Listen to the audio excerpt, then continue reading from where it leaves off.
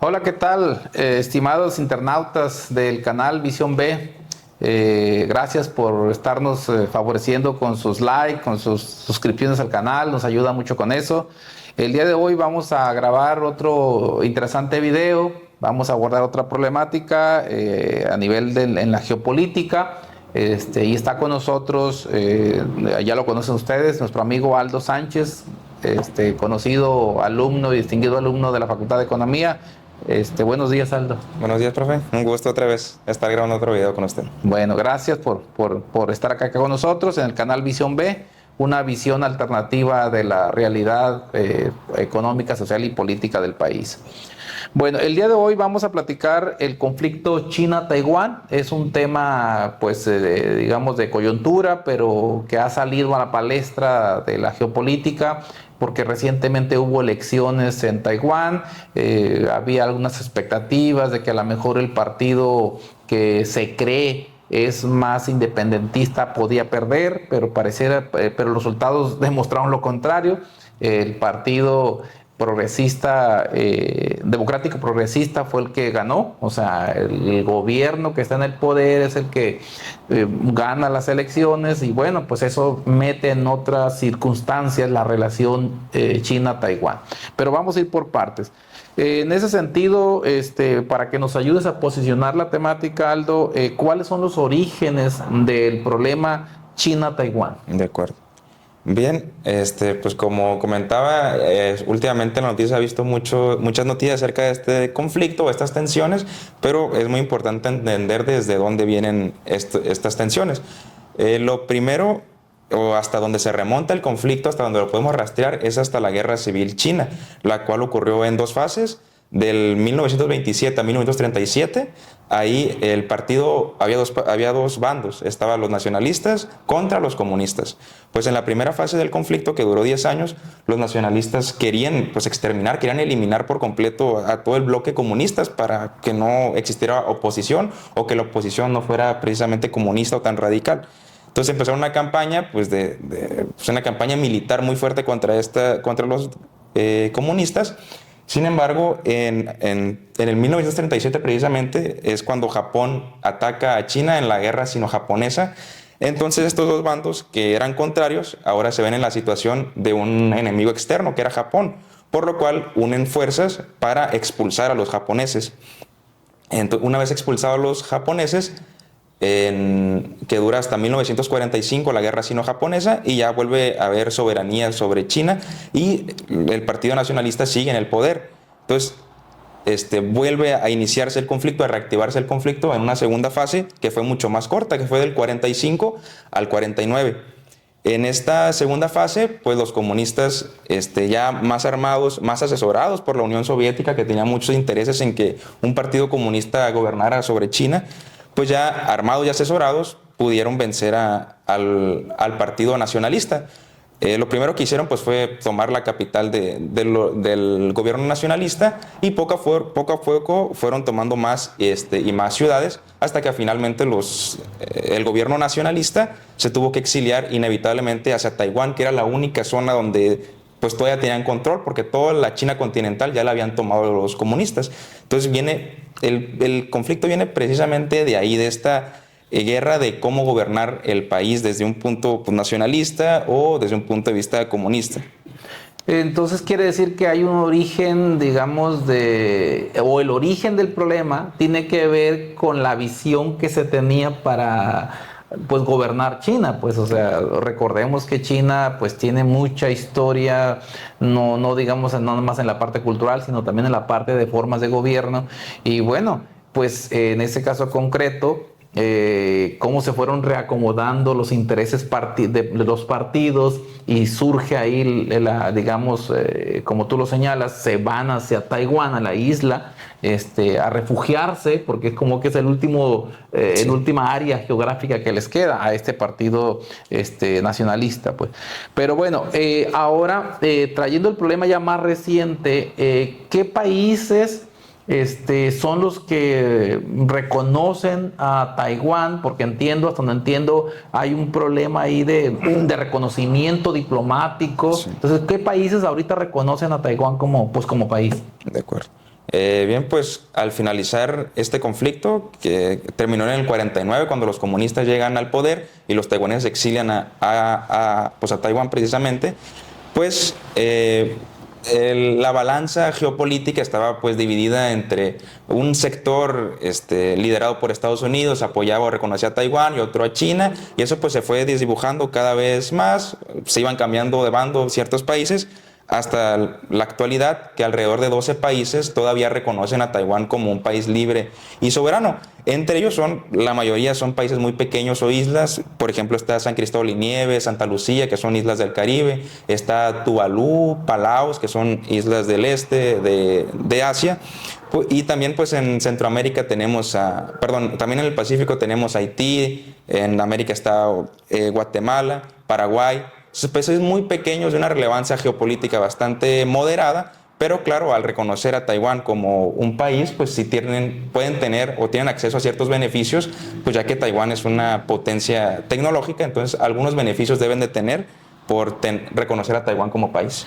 En ese contexto, o sea, si es muy limitado su reconocimiento, y países de muy moderada fuerza o fortaleza, digámoslo así, pues como tú bien lo señalas, ha de tener algún beneficio económico, comercial, tecnológico, que seguramente puedan tener de esa relación. Ahora, y en ese contexto, Estados Unidos, o sea, Estados Unidos obviamente es el gigante, y hasta donde se conoce, pues no reconoce oficialmente a Taiwán. Entonces, ¿cómo entender ese detalle? De acuerdo. Bien, pues como comentamos ahorita, solamente mencionamos los países que en la actualidad reconocen a Taiwán, pero Estados Unidos, al terminar la guerra civil china en el 49, pues Estados Unidos sí reconocía a Taiwán, lo hizo durante al menos unos 30 años, reconocía a Taiwán como la verdadera China, y la capital china era Taipei, que está en Taiwán.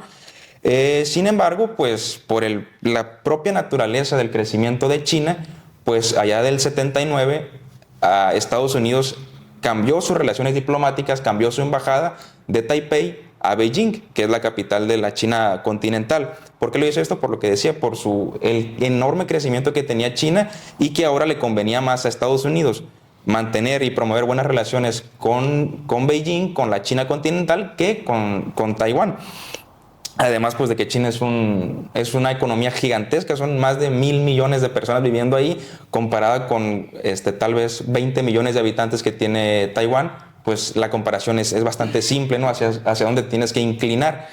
Sin embargo, Estados Unidos sigue manteniendo relaciones con Taiwán, relaciones comerciales, por debajo de la mesa o informales, por así decirlo, pero la política exterior de Estados Unidos dice: hay una sola China, y esa China está en Beijing, en la China continental.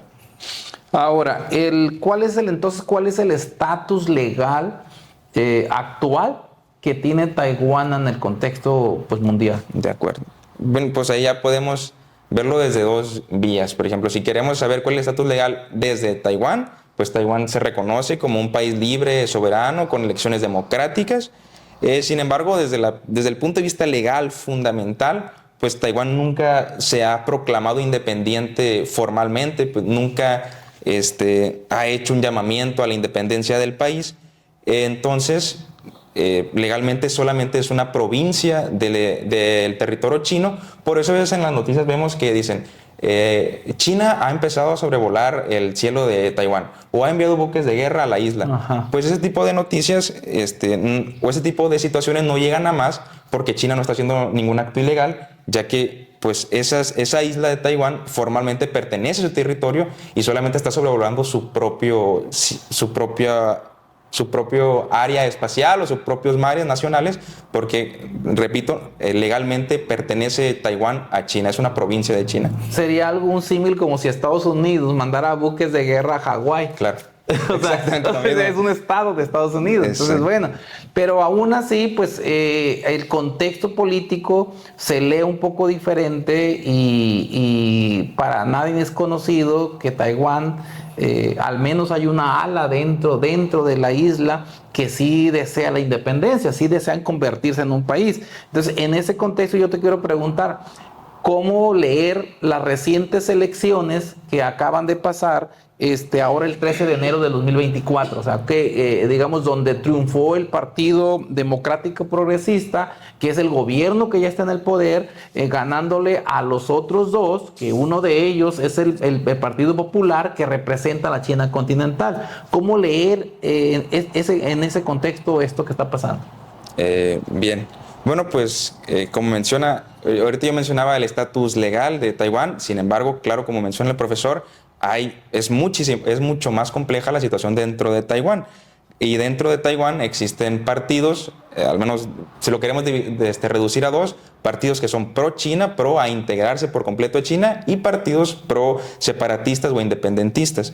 Lo que pasó ahora el 13 de febrero fue que ganó el 13 de enero, ganó el candidato con tintes separatistas, o que en campaña dijo que su intención es promover una agenda de independencia de Taiwán respecto a China.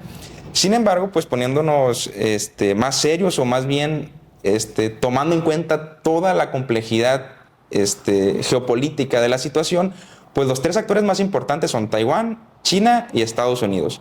Y entre los tres, por más política pública que se haga, por más discursos en contra, en favor que se hagan entre ellos, pues entre los tres están estrechamente relacionados comercialmente. Taiwán, su principal economía o su principal rubro es la exportación de microchips, o la creación de microchips. Entonces, casi el 30% de los microchips que producen van a China.